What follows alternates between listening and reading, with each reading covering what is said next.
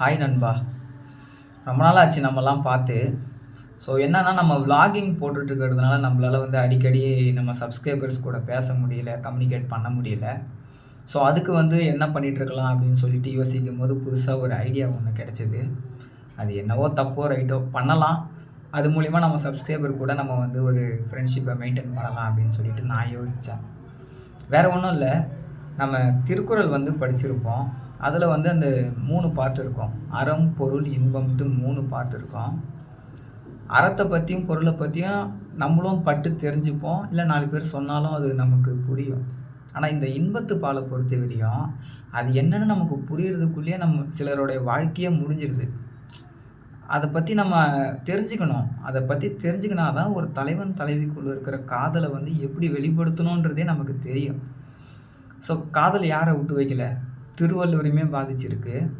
So அந்த மனுஷனுடைய அந்த இன்பத்து பால்லேருந்து இருக்கிற ஒரு திருக்குறளையும் நம்ம ஒரு நாள் பார்ப்போம்.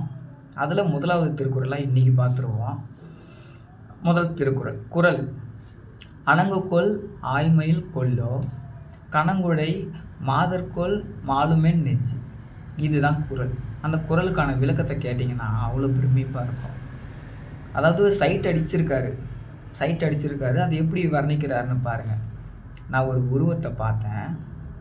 அந்த உருவம் தெய்வ பெண்ணா, இல்லை ஒரு அழகான மயிலா, இல்லை இந்த கணங்குழை அணிஞ்ச ஒரு மானுட பெண்ணா அப்படின்னு சொல்லிட்டு 3 ஆங்கிளில் வந்து வர்ணிக்கிறார் திருவள்ளுவர். அதாவது தெய்வங்கள் நம்ம எல்லோரும் ஃபோட்டோவில் பார்த்துருப்போம். ஒரு முகத்தை. தெய்வங்கள்னாவே அது ஒரு அழகாக தான் காட்டுவாங்க. ஸோ அந்த மாதிரி அந்த அழகான தெய்வ பெண்ணா, மயில் ஆப்வியஸ்லி எல்லோரும் பார்த்துருப்பீங்க. அந்த மயில் வந்து எவ்வளோ அழகாக இருக்கும் வண்ண கலரில். ஸோ அந்த மாதிரி அந்த மயிலா, இல்லை இந்த கணங்குழை கம்மல் போடுறாங்க இல்லையா, அந்த கம்மல் போட்ட ஒரு மானுட பெண்ணா அப்படின்னு சொல்லிட்டு சைட் அடித்த பொண்ணை வர்ணிக்கிறாரு. எவ்வளோ அந்த காதலோட நுணுக்கத்தை பாருங்கள். ஒரு தலைவன் ஒரு தலைவியை முதலாக பார்க்குறாரு. பார்த்து நான் பார்த்தது யார் அப்படின்னு சொல்லிட்டு அதையே வர்ணிக்கிறாரு. ஸோ அவ்வளோ அழகாக இருந்தது. நான் ரொம்ப இன்ஸ்பயர் ஆனேன்.